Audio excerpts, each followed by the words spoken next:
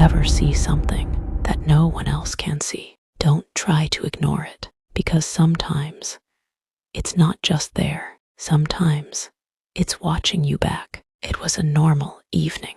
The family sat together at the dining table. The father, the mother, their 2 children, and the servant woman moving around, quietly serving food. The room was warm, well lit, and filled with the usual sounds of plates, spoons, and casual conversation. Nothing felt strange until she noticed it. The daughter looked up for a second and froze. Behind the servant, on the wall, there was a shadow, but it didn't look right. It was taller, broader, and it didn't match her shape. She blinked, looked again.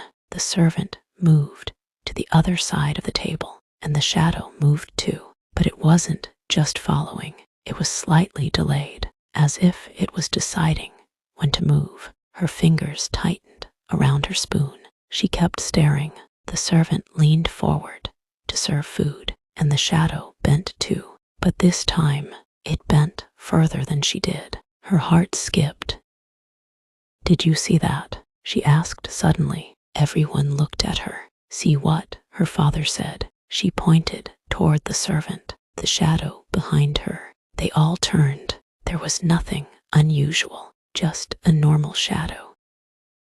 Her mother smiled lightly. "You're just tired," she said. Her younger brother laughed, watching too many horror videos again. The table filled with soft laughter, but she didn't laugh because she was still looking at it. And now the shadow had stopped moving, even though the servant was still walking.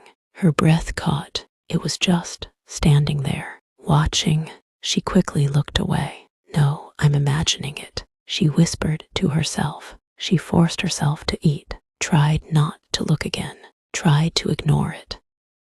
After dinner, she got up quietly and went to her room. She closed the door behind her. The silence inside felt heavy. She sat on her bed. Her mind kept replaying what she saw. "That wasn't normal," she muttered. She looked at the wall. Nothing, no shadow. She exhaled slowly. Maybe they were right. Maybe she was just overthinking. A soft knock came on the door. She flinched. "Madam Milk."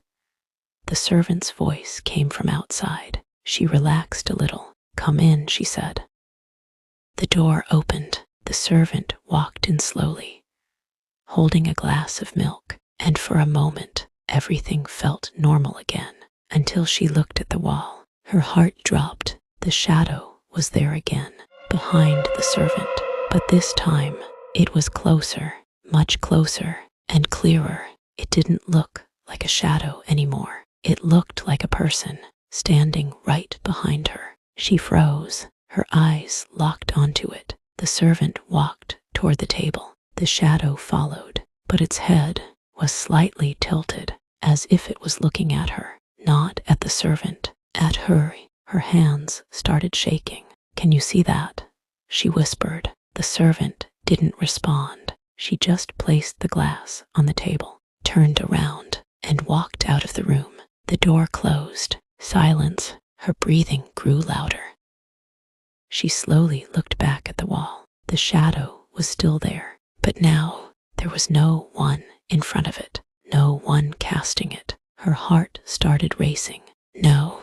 She stood up slowly, step by step, moving backward. The shadow didn't move. It just stood there, watching her. Then suddenly, it moved, not like a shadow, like a person. It stepped forward, away from the wall. Her body went cold. Her back hit the wall. She couldn't scream, couldn't move. It was coming closer. Slowly, deliberately, she squeezed her eyes shut. "This isn't real. This isn't real," she whispered. Then, a sharp sound. She opened her eyes. The shadow was gone. The wall was empty. Her breathing was heavy, fast, uncontrolled. She looked around. Nothing. The room was normal again. Too normal. She turned slowly toward the table. The glass of milk was still there, untouched. She stared at it, trying to calm herself down. Then suddenly, the glass moved just a little.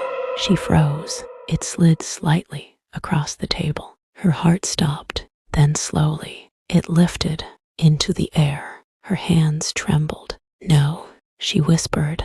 The glass hovered right in front of her, as if someone was holding it. But there was no one there, only empty space. Then suddenly, a soft whisper filled the room, so close to her ear. She could feel it. "You can see me." Her body went numb. The glass dropped, shattering on the floor. She turned slowly. Behind her, there was nothing, but she could feel it, standing there, right behind her, breathing, waiting, because now it knew she was the only one who could see it.